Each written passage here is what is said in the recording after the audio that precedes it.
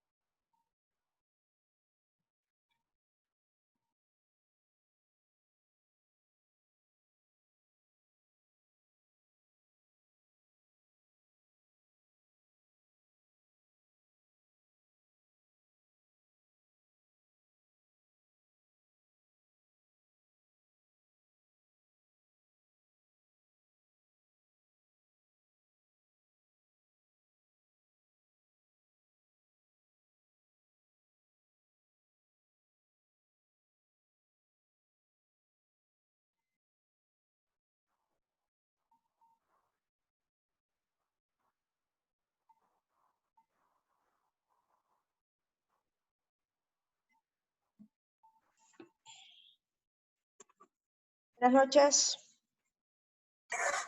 Buenas noches. Buenas noches, doctora. Bueno, creo que... Buenas noches, doctora. Hola, ¿cómo estás? Estamos casi completos.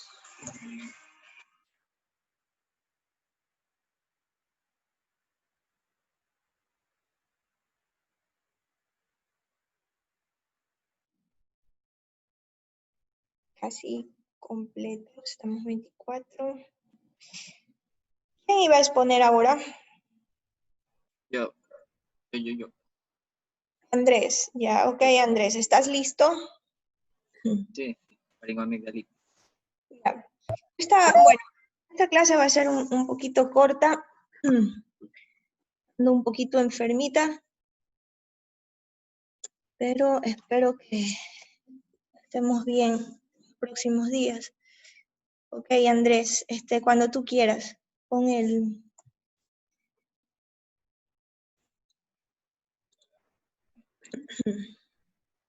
Bueno, ¿se ve? Sí. Aún no. Ahí. Ahí sí. Okay. En presentación. Ya. Ya, ok. Bueno, buenas noches, doctora, compañeros. Vamos a hablar sobre faringoamigdalitis. Como el nombre mismo lo indica, la faringoamigdalitis es una inflamación de, obviamente, la faringe y las amígdalas, ¿no? Es una de las infecciones más comunes del tracto respiratorio superior y puede tener etiología viral o bacteriana. Como vemos en la imagen, la mayor parte de la faringoamigdalitis, aproximadamente 70%, 70 u 80% son de origen viral y el porcentaje restante es de origen bacteriano. Entre los virus que más ocasionan faringoamigdalitis tenemos los rinovirus, coronavirus y adenovirus, pero también pueden ocasionarlo otros virus como el virus del herpes simple, el virus de la influenza, parainfluenza, todos los que están aquí, Coxsackie virus, Epstein-Barr virus, citomegalovirus, incluso el VIH. Referente ya hablando de faringoamigdalitis bacteriana, encabeza la lista los estreptococos del grupo A. Estos son los que van a ocasionar con mayor frecuencia faringoamigdalitis de origen bacteriano. En menores de, disculpa Andrés, menores de 2 años, la etiología más frecuente es viral, ¿ya? Que eso no se les olvide. Menores de 2 años, la etiología más frecuente es viral, casi el 90% de las infecciones a nivel de las amígdalas, los niños menores de 2 años es viral. Mayores de 2 años ya estamos hablando de los bacterianos, la cabeza, el estreptococo beta hemolítico del grupo A. ¿Ya? Sí, Andrés. Bueno, también se puede ocasionar por estreptococos del grupo C y G, también por Neisseria gonorrhoeae, la difteria, y en menor proporción por Mycoplasma pneumoniae y lo que son clamidias. Hablando de epidemiología, aquí está, la faringoamigdalitis se puede presentar en cualquier etapa del año, pero va a ser predominantemente en invierno y se va a presentar más en invierno, en la etapa invernal y en los países que existe primavera, en las primeras etapas de la primavera.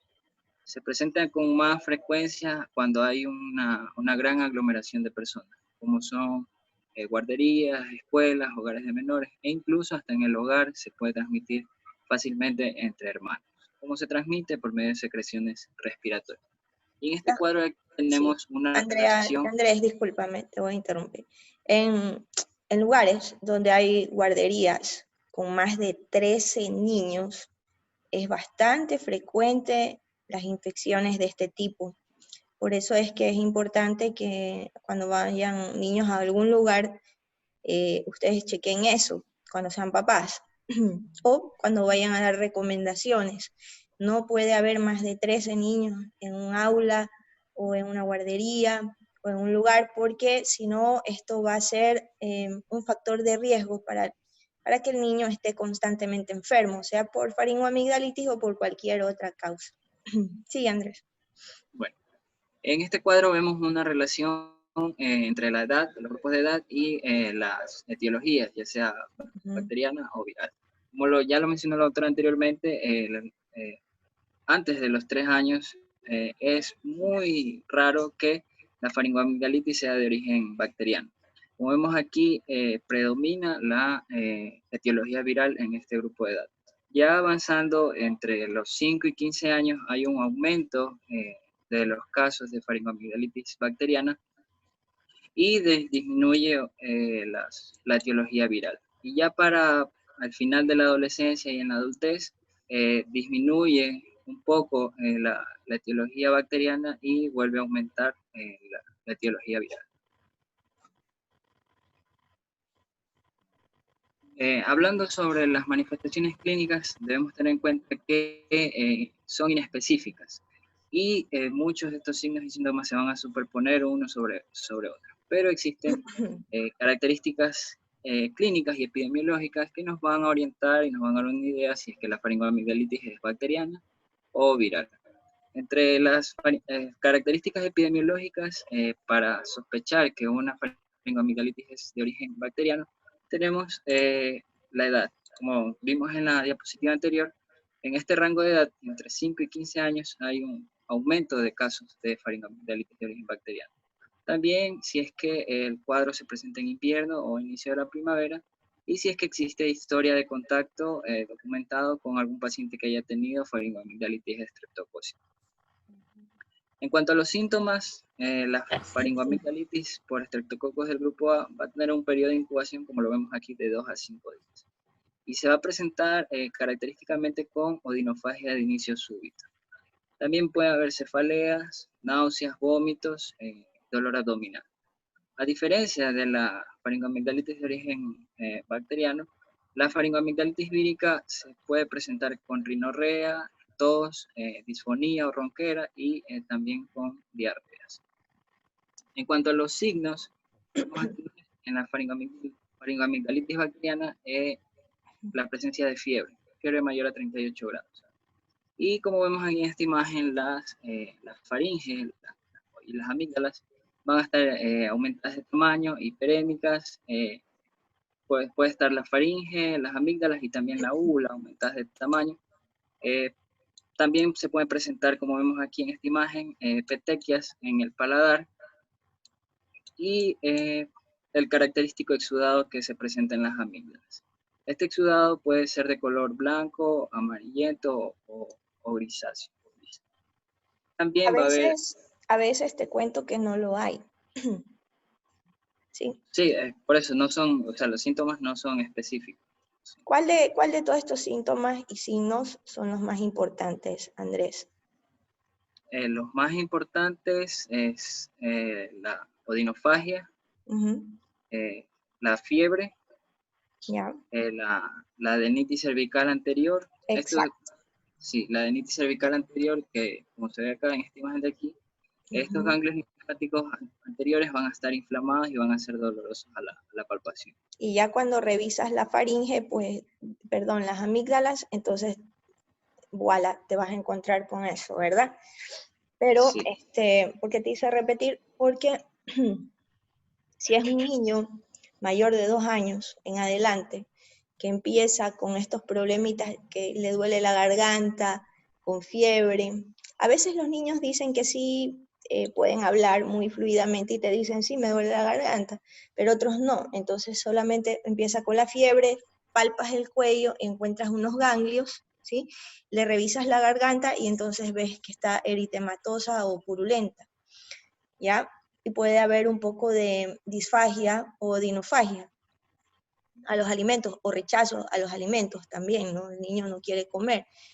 Y en estos casos, cuando es una faringoamigdalitis, acuérdense, si es de origen bacteriano, no va a haber el antecedente de los rinovirus, es decir, no va a haber la congestión nasal, los estornudos, todo eso que nos da más bien una etiología viral, ¿ya? Esa es la diferencia.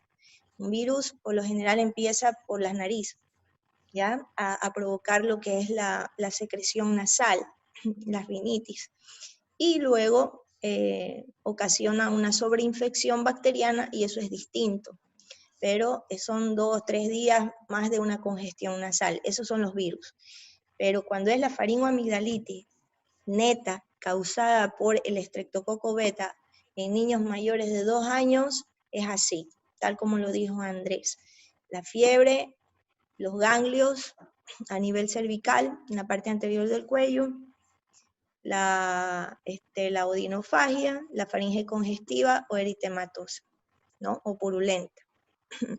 Sigue, por favor. Bueno, y el diagnóstico en este caso se puede, o sea, ya hablando de la faringoamigdalitis bacteriana, el estándar de oro para diagnosticarla, a más de los hallazgos clínicos que hayamos tenido, es el cultivo faríngeo. Este se lo va a realizar mediante un hisopo, se van a tomar muestras de la faringe y de las amígdalas, se la va a enviar al laboratorio. Bueno, mi hay ventaja, algo, te cuento que hay algo que se hace que es el streptotest. No sé si sí, lo leíste, es rápido, es una prueba rápida que lamentablemente no la tenemos por acá, nos gustaría. Los gringos la hacen en el consultorio y el resultado es casi inmediato, ¿ya? Entonces, obvio que el gol estándar es el cultivo faríngeo, pero el cultivo tú lo vas a tener en unos días, ¿ya? claro, 3 esa es una días. Entonces, en esos 3 días no vas a esperar al niño que esté así con fiebre, que esté malito en la casa. O sea, tú tienes que dar el tratamiento, no vamos a retrasar el tratamiento. Eso es la diferencia tal vez en el manejo con los adultos. En los niños no hay cómo esperar, ¿sí? Cuando ustedes tengan infectología, nosotros siempre discutimos con los infectólogos del hospital porque ellos son de adultos para empezar y ellos siempre dicen, no, hay que esperar 72 horas a ver qué te sale el cultivo, mientras tanto medidas generales, pero un niño no espera. O sea, el niño en 24 horas puede ocurrir muchas cosas con un niño, ¿sí? Entonces, la mayoría de los tratamientos en los niños son empíricos al inicio. En cierta forma, entre comillas, empíricos, porque como ya vamos a ver en cada etiología, en cada patología que vamos a analizar, hay una etiología por edad, ¿ya? Que nos va a decir a cierta edad es más frecuente esto. Por ejemplo, en este caso, menores de 3 años o 2 años, en algunos libros encontrarán de 2, en otros de 3, está en ese rango. Menores de 3 años, virales. Mayores de 2, 3 años, bacteriano, lo que es faringoamigdalitis, ¿verdad? ¿Qué bacteria es? Ya te está diciendo, Streptococcus beta. Más adelante Andrés nos dirá qué tratamiento es para el Streptococcus beta, en este caso. ¿Sí? Y asimismo con todas las patologías en cuanto a niños se refiere. ¿Ok? Entonces, mensaje general, los cultivos se hacen, se toman muestras antes de administrar el antibiótico, obviamente, pero el antibiótico en niños no lo retrasamos, ¿ya? Y se puede hacer la prueba de streptotest, que sí lo hacen, y obviamente que si te sale positivo, pues ya está confirmado el diagnóstico. Pero ¿cuál es la cosa? Que si te sale negativo, puede ser un falso negativo, ¿sí? Por eso es que te dice que la prueba definitiva es el cultivo, ¿sí? Pero si te sale positivo, pues ya lo tienes, ¿no? En eso estamos claros. claro, sí. Sí. Bueno, y como ya lo mencionó la doctora, una de las desventajas de este cultivo es que demora 2 a 3 días para que se pueda identificar el crecimiento bacteriano. También existen pruebas rápidas que estas van a tener una mayor especificidad, 95%, y los resultados obviamente van a ser en pocos minutos. Existen escalas, herramientas clínicas, como esta que es escala de Centor modificada. Esta escala nos va a dar una estimación del riesgo que pueda tener el paciente de presentar infección estreptocócica. Se van a tomar en cuenta criterios como síntomas como la fiebre, ausencia de tos, adenopatía cervical anterior y el aumento de volumen o exudado de las amígdalas. Además de esto, vamos a tener en cuenta la edad. Cada parámetro va a tener el valor de un punto. Y en cuanto a la edad, si es que el paciente tiene de 3 a 14 años, se le da un punto. Si es que el paciente tiene de 15 a 44 años, se le da un valor de 0 puntos. Y si es que el paciente tiene mayor de 45 años, se le resta un punto. ¿Cómo interpretamos nosotros esto? Si el paciente tiene un puntaje de 0, el riesgo de que la infección, de que la infección que presenta el paciente sea por estreptococo, es bajo, aproximadamente 1 a 2,5%. Si ya el puntaje es 1, el riesgo es de 5 a 10%, si el puntaje es 2, de 11 a 17%, si el puntaje es 3, 28 a 35%, y si es que ya el puntaje es mayor a 4, un porcentaje de 52 a 53%. Esto, a más de darnos una idea si es que el riesgo, o sea, si es que el paciente está en riesgo de infección estreptocócica, también nos brinda una idea sobre el momento, o empezar a administrar medicamentos. Tenemos aquí un score, un algoritmo, perdón, que ha ideado el Colegio Americano de Médicos, donde utiliza la escala de Senn, donde si es que el paciente tiene un puntaje mayor o igual a 4, inmediatamente se administran antibióticos. Y si es que el paciente tiene un puntaje de 1 o menor a 1, no se da terapia antibiótica y se trata sintomáticamente, ya que puede ser una faringoamigdalitis viral. Cuando ya el paciente entra en puntaje 2 o 3, lo que ellos recomiendan es realizar la prueba rápida. Si es que la prueba rápida da positivo, empezamos la terapia antibiótica. Si es que la prueba rápida nos da negativo, tenemos que realizar un cultivo. Si es que el cultivo da positivo, empezamos terapia antibiótica, y si es que el cultivo da negativo, de igual manera tratamos sintomáticamente. Bueno, acuérdense que esto es de los gringos. Acá Sí. acá es diferente, ¿ok? Está bonito y todo, pero aquí voy a discrepar contigo en eso. Pon el cuadrito anterior. Ya, si yo tengo en un niño fiebre con una adenopatía cervical anterior, esas dos condiciones, y es mayor de 2 años, yo le doy antibióticos. Pare de contar, y ahí es solamente 2 puntos. Si yo me pongo a hacer los puntos, perdón, 3 puntos, ¿ya? O sea, me cabe en ese que tú dices que hay que hacer cultivo y esperar, o le haces la prueba rápida, en fin. No. Acá tenemos que ver muchas cosas. Primero, no tenemos las pruebas rápidas. Segundo, tenemos una cultura muy diferente. Las condiciones ambientales nuestras son muy distintas al primer mundo. Acá hay mucho peso bajo, mucha desnutrición, ya hablamos de eso.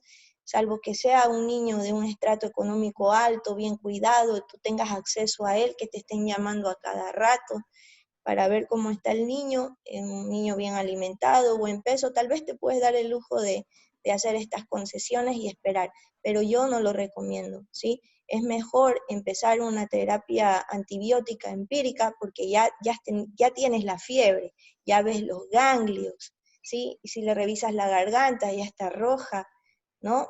Entonces, no nos arriesgamos, le hacemos las pruebas y esperamos.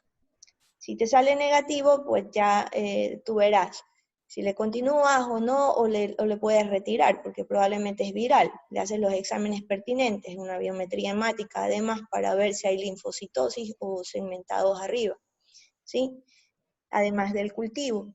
Ya analizarás los exámenes después, pero no te las juegas, ¿sí me explico? Porque es un niño pequeño. Entonces, en un niño no puedes darte el lujo, nuevamente les repito, de esperar 72 horas con un chico que esté con fiebre o en malas condiciones, menor de 2 años, para recién ahí empezar con un antibiótico y estar viendo a ver qué pasa. No.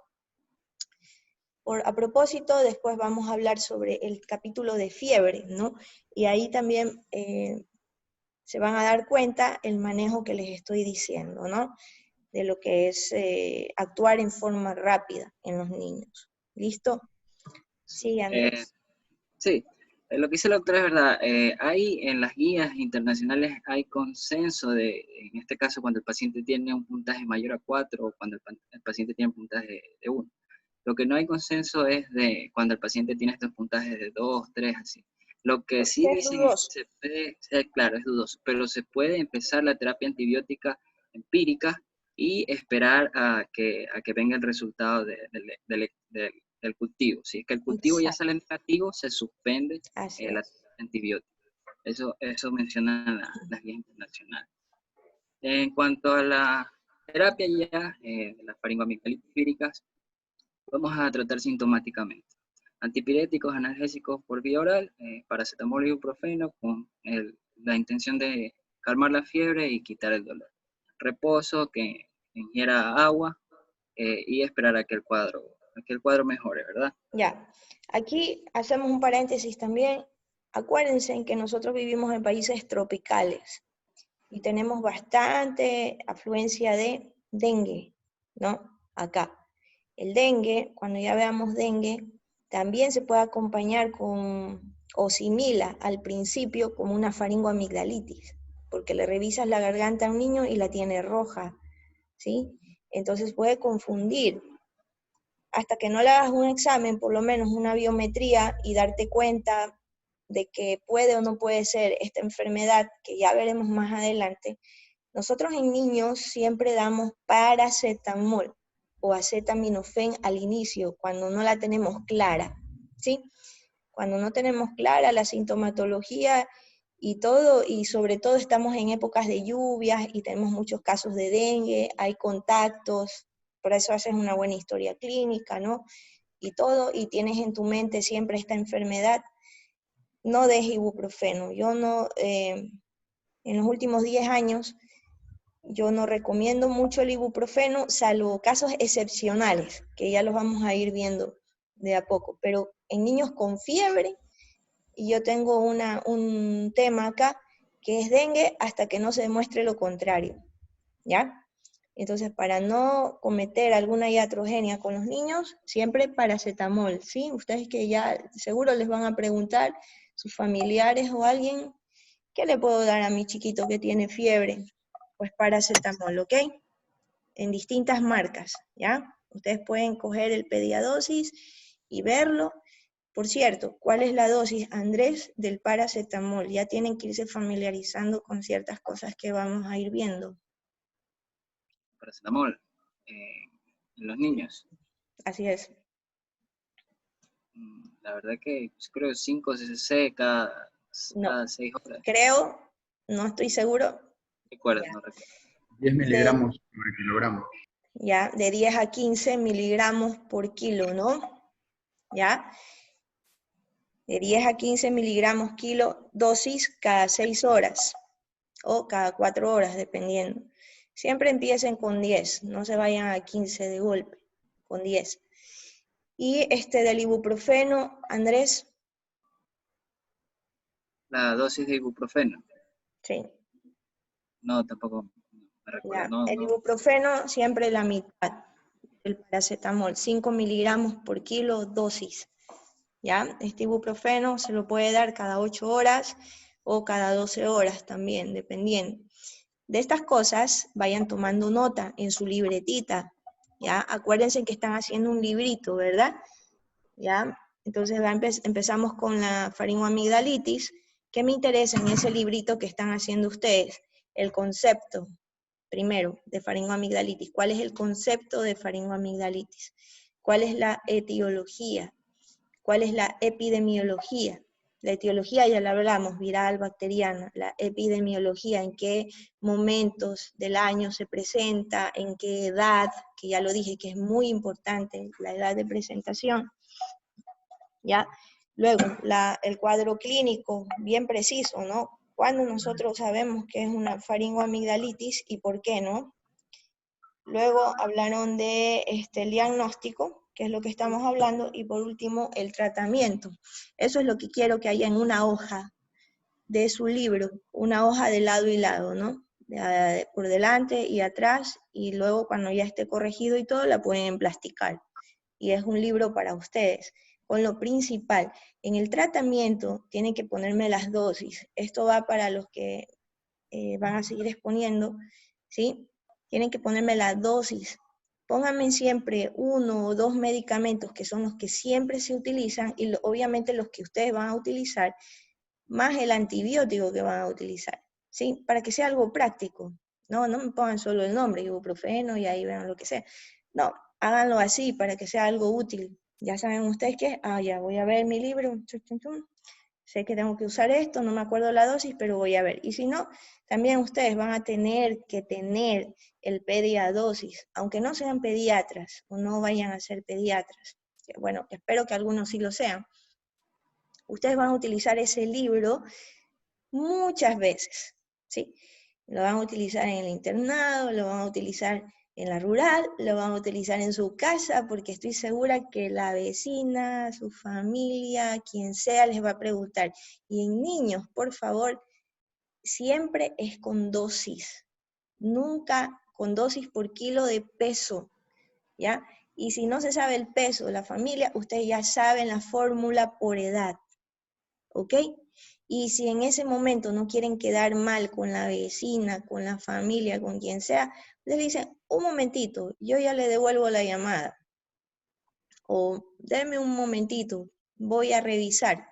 Sí, voy a revisar porque no soy pediatra, así que sí, voy a ver la dosis de acuerdo al peso y voy a sacar el cálculo según la edad del niño, si es que no tengo el peso.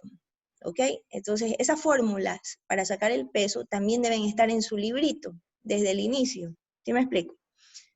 ¿Ya? Entonces, todo lo que estamos dando es para que ustedes tengan una guía de acción y no vayan a cometer iatrogenias con los niños, porque yo he visto cosas terribles que nos llegan de los subcentros o de incluso médicos ya que no tienen ni siquiera el título de pediatras, pero fungen de pediatras, porque hay bastantísimos aquí en Manta, pero el título los tenemos pocos, entonces mandan unas cosas que me caigo para atrás, a unas dosis terribles.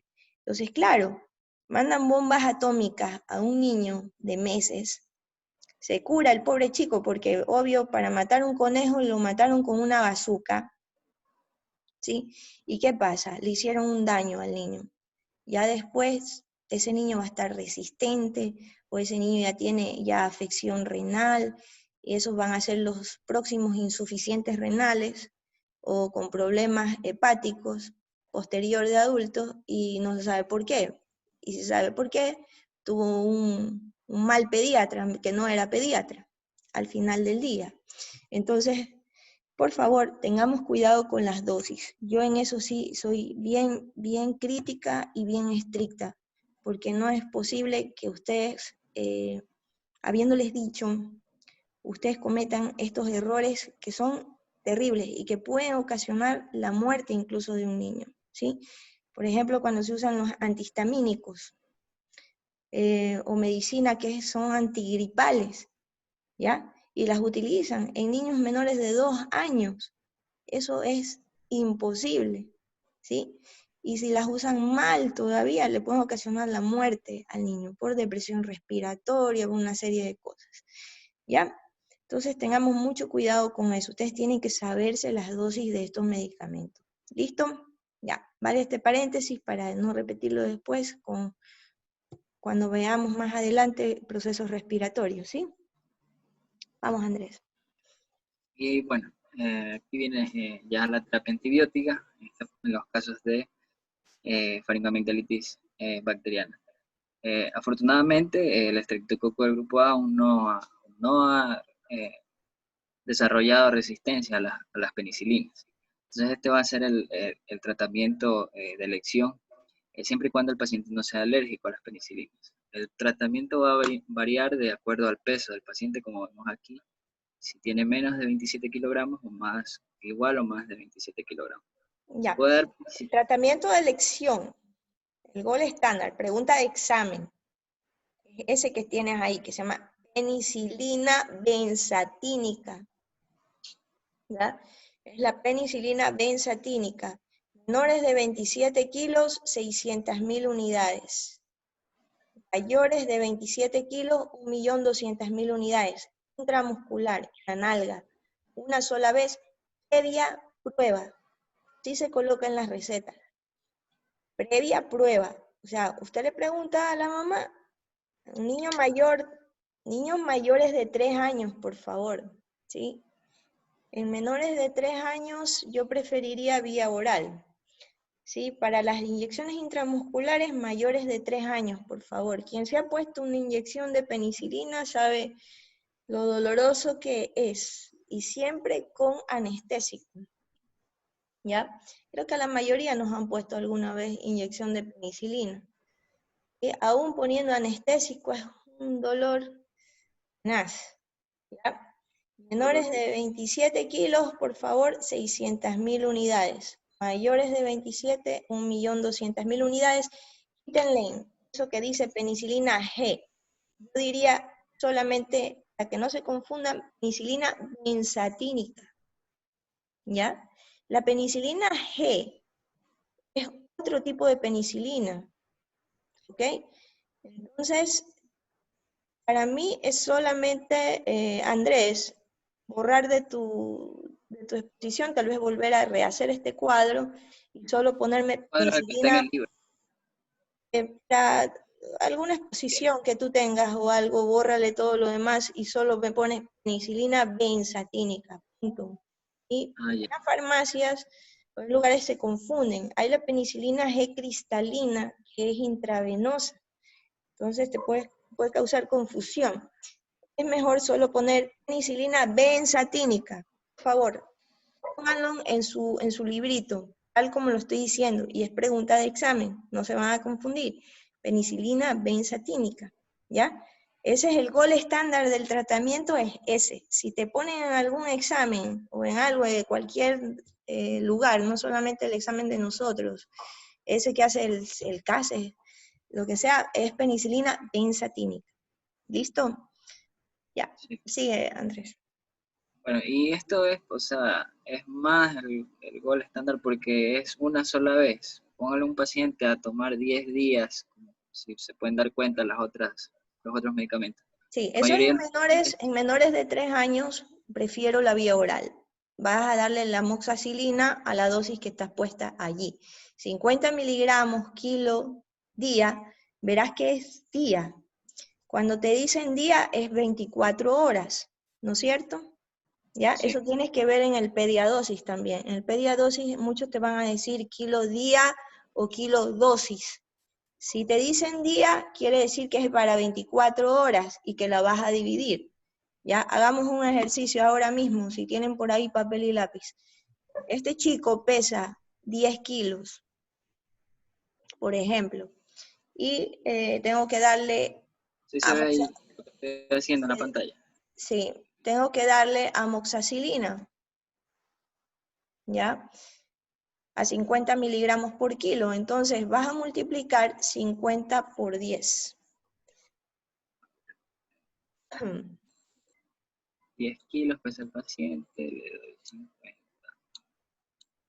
¿Ya? Hagan el cálculo, ¿cuánto te da? 500. Te sale 500. Ok.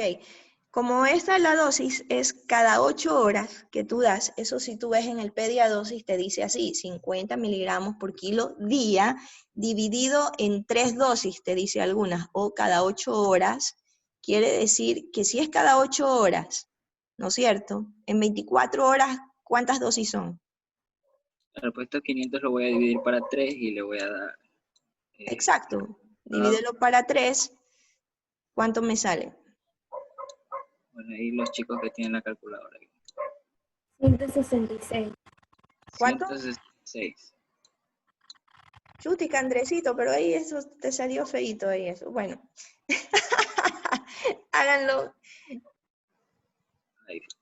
Creo que lo entendieron, ¿no? Dividen lo que te sale en el día te va a salir 500 miligramos que hay que dar en el día. Tú lo divides para 3 dosis, porque te dice cada 8 horas, ¿verdad? Sí. Ya. Entonces, cada 8 horas quiere decir 3 dosis en 24 horas, porque 8 por 3 son 24.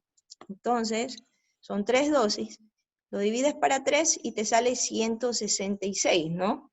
66, sí. Ya, ahora, esos son los miligramos, 166 miligramos que tú vas a dar cada 8 horas por 10 días.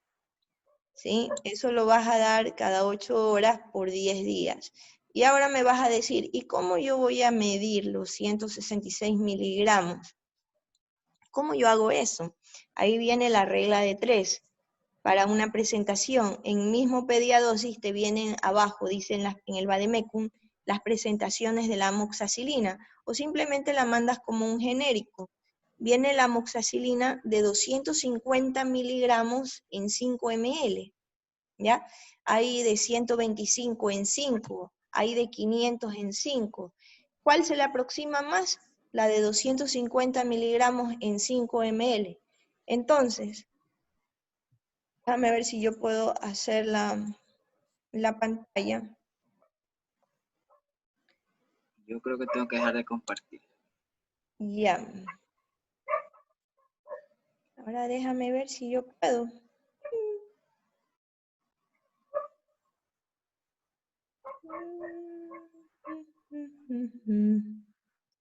Abrir un Whiteboard. Word. Ya lo encontré. Espérate.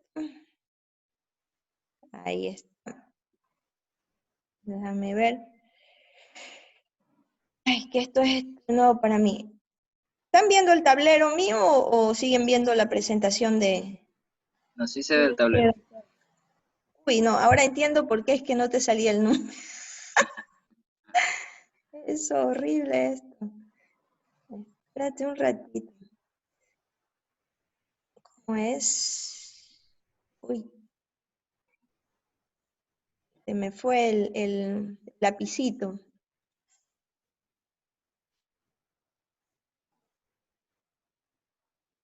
¿Cuál es el lapicito? Ah, bueno. Tenemos 250 miligramos en 5 ml. Así viene la presentación de la amoxicilina. Una de las presentaciones. Otra es de 125 miligramos en 5 ml, ¿verdad? ¿Ya? Entonces yo tengo que escoger, me salió 166. Si le escojo la de 125 me quedo corta, ¿verdad? Porque tengo que poner más cantidad para lograr esa, y se me va a acabar el jarabe más rápido, entonces mejor cojo la de arriba, la que es de 250, ¿ok? Entonces hago una regla de 3. Si yo tengo 250 miligramos en 5 ml, ¿ya?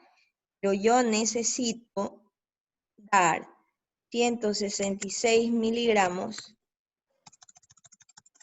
¿Cuántos ml tendré? Entonces yo hago una regla de 3. Con la regla de 3 hago esta cruz así. Esa es mi regla de 3. Lo que tengo que cruzar lo cruzo, o sea, 166,5. Y el que me queda solito lo divido. ¿Estamos claros? Multipliquen 166 por 5. 3.32. 3.32. ¿Cuánto sale? 3.32. Ya, entonces 3. Uy, aquí ya cómo le hago para... Otra vez aquí, ya. 3.2. ¿3.3 o 3.2? Digo, 3.3. 3.3. ya, 3.3 ml. Entonces, eso es lo que le voy a dar a este chico cada 8 horas. Vía oral. Bueno, entonces, a ver, si me sale así, entonces yo voy a hacer mi receta. ¿Cómo hago mi receta? De un lado le pongo amoxicilina de 250 miligramos en 5 ml. Abajo puedo poner aquí como frasco. Dame un ratito. Frasco número 1.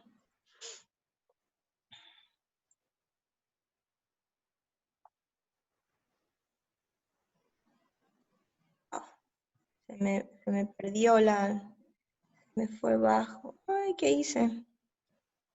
Bueno, aquí no sé cómo ponerle esta.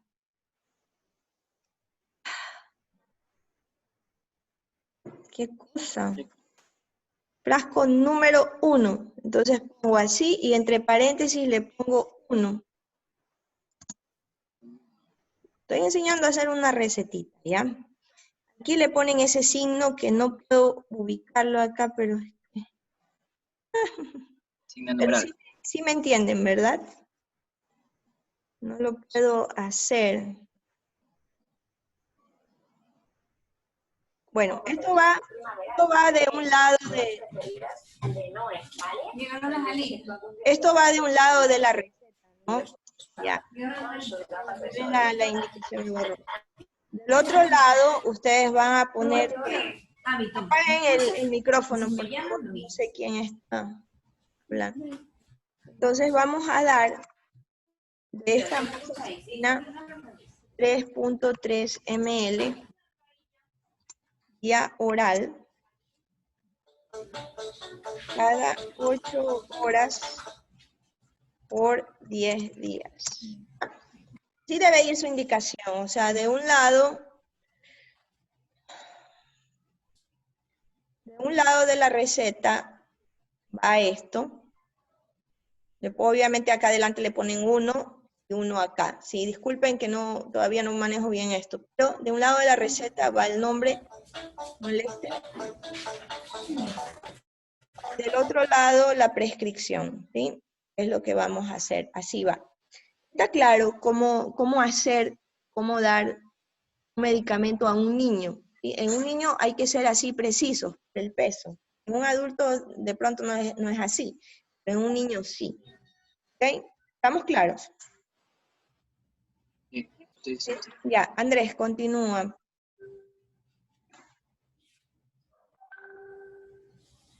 ¿Y puedes poner tu pantalla o tengo que hacer algo aquí? Stop share.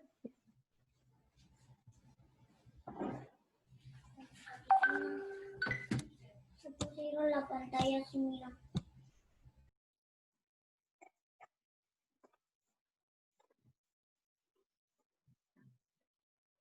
De esto pueden ustedes hacer ejercicios, por favor, con diferentes medicamentos, para que no se les vaya a olvidar. ¿Sí? Si tienen un pediadosis o lo descargan del internet, se van a dar cuenta de cómo son las dosis en pediatría y que ahí hay algunos medicamentos que nos dicen, así como está ahí la amoxicilina, 50 miligramos kilo al día, y otros te dicen dosis. Cuando te dice dosis, quiere decir que eso que te sale, por decirte si es 50 kilos dosis, quiere decir que eso es lo que vas a dar a la hora que le corresponde, porque te dice dosis cada 12 horas. Ya, vamos a suponer 50 miligramos kilo dosis cada 12 horas. Lo multiplicas por 10, me sale 500, pero es dosis. Quiere decir que tienes que darle 500 cada 12 horas. ¿Sí me explico? ¿Está claro o estoy hablando solita? No, sí, sí, Sí. se entiende. Sí, doctor. Ya, Andrés, sigue. Bueno, y bueno, esa es la cuestión de las penicilinas. Y para los pacientes que son alérgicos a las penicilinas, podemos usar cefalosporinas. Se recomienda usar cefalosporinas de primera generación, como cefalexina. Se puede usar 20 miligramos por kilogramo de peso, máximo hasta 500 miligramos por dosis. Y también se puede usar cefadroxilo, 30 miligramos por kilogramo de peso, una vez al día. La cefalexina es 2 veces al día por 10 días, de igual manera.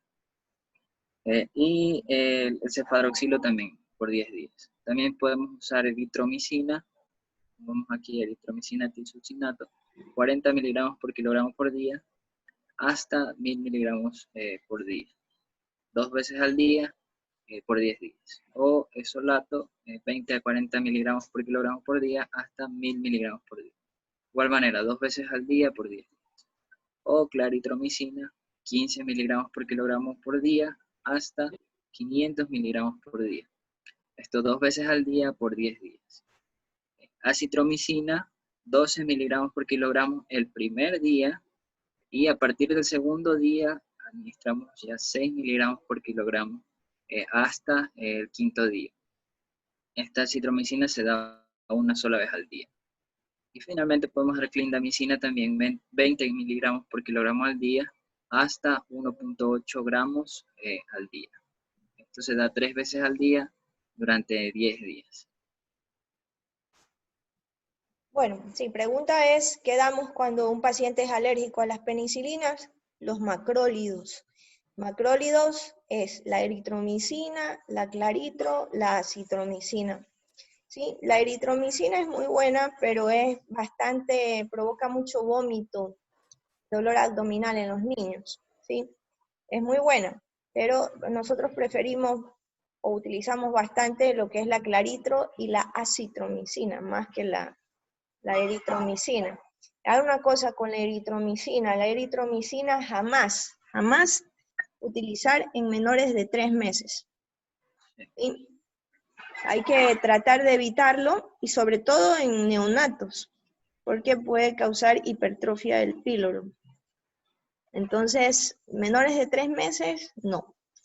Siempre hay las otras dos alternativas, ¿ya? Sigue, Andrés. ¿Y qué pasa cuando los pacientes presentan faringoamigdalitis a repetición? Puede que estos pacientes sean portadores crónicos de estreptococos del grupo A, y que las infecciones o la faringoamigdalitis que están presentando sean por causa viral. Esto se puede dar también por reinfección, como vemos aquí, del tipo M. Este tipo M es una proteína de la bacteria que es encargada de la virulencia de la bacteria, y a su vez impide la fagocitosis de la bacteria. Entonces puede que haya una reinfección por la propia bacteria, o que haya otra bacteria nueva que tenga otro nuevo tipo de proteína M y que no se hayan desarrollado anticuerpos para ello. También cuando hay un cumplimiento inadecuado del tratamiento antibiótico oral. Como indiqué anteriormente, cuando se envía antibiótico-terapia oral son 10 días. Y los pacientes, incluso nosotros mismos, no cumplimos los 10 días de tratamiento. Apenas nos sentimos bien, ya dejamos de utilizar o de ingerir los medicamentos. Entonces, por esto puede ocasionarse que la faringoamigdalitis se presente con recurrencia. También cuando existe resistencia a macrólidos, si es que estos se utilizan para el tratamiento, y rara vez se puede ocasionar por un fracaso en el tratamiento. Y en el caso de los pacientes que son portadores crónicos del estreptococo del grupo A, a pesar de lo que se podría pensar, estos pacientes tienen un bajo riesgo de presentar complicaciones o de diseminar la infección a los contactos cercanos. Y no es necesario intentar eliminar el estado de portador crónico, a excepción de cuando se presentan brotes comunitarios de fiebre reumática aguda o glomerulonefritis post-estreptocócica. También cuando el paciente tiene antecedentes personales o familiares de de fiebre reumática aguda, y también cuando existen brotes de faringitis por estreptococos en una comunidad cerrada. Y lo que vamos a administrar para estos portadores crónicos puede ser clindamicina, 20 a 30 miligramos por kilogramo por día, en 3 dosis, máximo 300 miligramos por dosis, lo que comentaba anteriormente la doctora, por 10 días. También una combinación, en este caso de penicilina y rifampicina. Penicilina oral, 50 miligramos por kilogramo por día, en 4 dosis por 10 días. Y rifampicina, 20 miligramos por kilogramo por día, en una sola dosis. Una sola dosis por día, que empiece los 4 últimos días del tratamiento. Esto se da por días. También se puede dar amoxicilina más ácido clavulánico a 40 miligramos por kilogramo por día en 3 dosis. Máximo 2000 miligramos de amoxicilina por 10 días. Cuando, en este caso, terapia o la administración intramuscular, se da penicilina benzatínica, se puede dar asimismo igual 600.000 unidades si es que el paciente es menor de 27 kilogramos, o 1.200.000 unidades si es que el paciente es mayor a 27 kilogramos. Y la rifampicina se la da oral, 20 miligramos por kilogramo por día en 2 dosis, máximo 600 miligramos por día. Esto, la penicilina es una sola dosis y la rifampicina se da por 4 días. ¿Qué complicaciones puedan haber o qué complicaciones puede traer la faringoamigdalitis bacteriana o estreptocócica? Se pueden dividir en supurativas y no supurativas. Las supurativas, se puede presentar absceso periamigdalino, absceso retrofaríngeo, sinusitis, otitis media y mastoiditis. Y en las no supurativas se puede presentar entre las más graves la fiebre reumática aguda, glomerulonefritis postestreptocócica y también artritis reactiva postestreptocócica. Y eso es todo. ¿Sí me están escuchando? ¿Estoy hablando solo? No, sí, Andrés. Sí, sí, lo escuchamos. Bueno. Muy bien. Y es todo. ¿Terminaste? Excelente. Sí. Ahí está el Mascarilla, lavadito de manos y la mascarilla. Ya. Pon la anterior, por favor. Ya, verán. La anterior. La posterior a esa. Es, exacto. En las complicaciones hay algo que ustedes tienen que saber muy bien, que es la fiebre reumática aguda. ¿Sí? ¿Ok? Los criterios de Jones. ¿Ok? Entonces van a revisar eso, por favor, como tarea, y me lo van a poner en el aula virtual. Ahí les voy a poner una fecha como de 10 días. Es solamente hacer esa tarea, ¿no? En un cuadradito la fiebre reumática aguda y los criterios de Jones, y la glomerulonefritis postestreptocócica. Un pequeño concepto. ¿Qué significa? Quiero que lean y me pongan un extracto, nada más, esas dos cosas. ¿Por qué? ¿Por qué les pido esto? Porque esto es bastante frecuente. Esto se ve bastante en niños, ¿ya? Las dos cosas. Entonces tienen que saber cuáles son las consecuencias a veces de una simple faringoamigdalitis, que no es tan simple si nosotros no la tratamos bien, si no nos aseguramos que cumplan el tratamiento de 10 días los padres. A veces se les acaba el jarabe al cuarto, quinto día, y como el médico no les dijo que debían de terminar el tratamiento o no fue insistente en ese punto, el familiar dice, es que se me acabó el jarabe.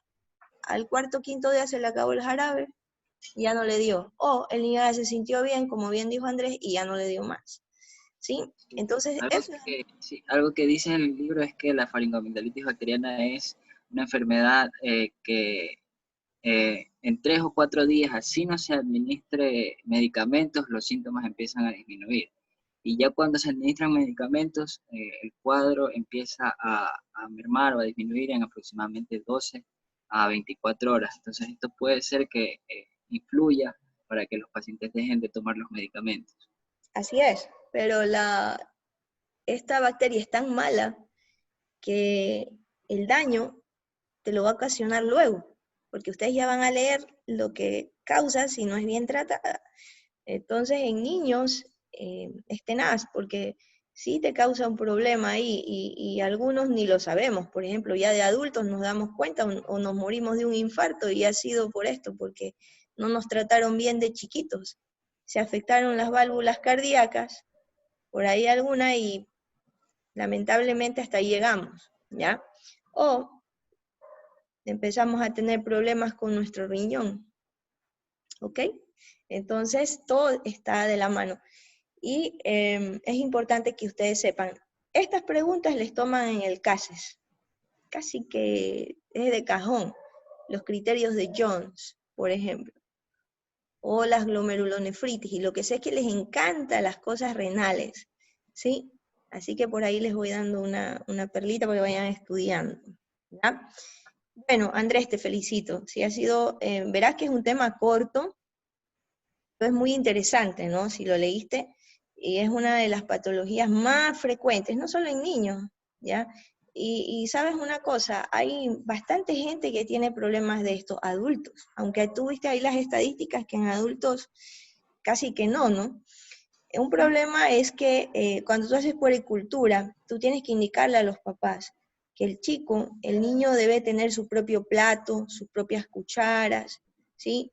Que no deben darle besos en la boca, porque aún hay padres o madres que dan besitos en la boca a sus hijos, ¿ya? Y comparten las mismas cucharitas y todo, ¿no? Y resulta que el papá o la mamá jalan algún problema bacteriano desde hace mucho tiempo, y el pobre chico que es flaquito o peso bajo, o que no está muy bien, entonces va a seguir siempre con su mismo problema de faringoamigdalitis.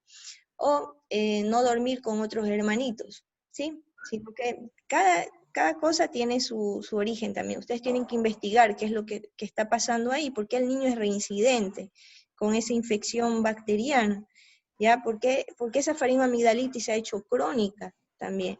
Hay que investigar eso, ¿no? ¿Qué es lo que ocurre? No están cumpliendo bien el tratamiento, o el chico en verdad, hay que ayudarlo con el peso, con la nutrición, con las defensas, ¿sí? Hay que ayudarlo en ese sentido, o algo no estamos haciendo correcto en la casa. Entonces, todo tiene que ver cuando es reincidente. Bueno, gracias, entonces te felicito, muy bien. Ya les voy a poner en el aula virtual la tarea. Y nos iríamos el día martes con sinusitis, o era otitis media, ya no me acuerdo. Otitis media. Otitis media. Otitis media, ya, necesito a alguien que dé sinusitis para cerrar ese círculo. Son temas cortos, ¿no? Pero son muy, muy, muy precisos y muy comunes, muy frecuentes, ¿ya? Entonces son temas prácticos también, porque es tanto para niños como para adultos. ¿Sí? Bueno, ¿quién fue sinusitis? Sea para el día jueves, sería, la próxima semana. Los cojo yo.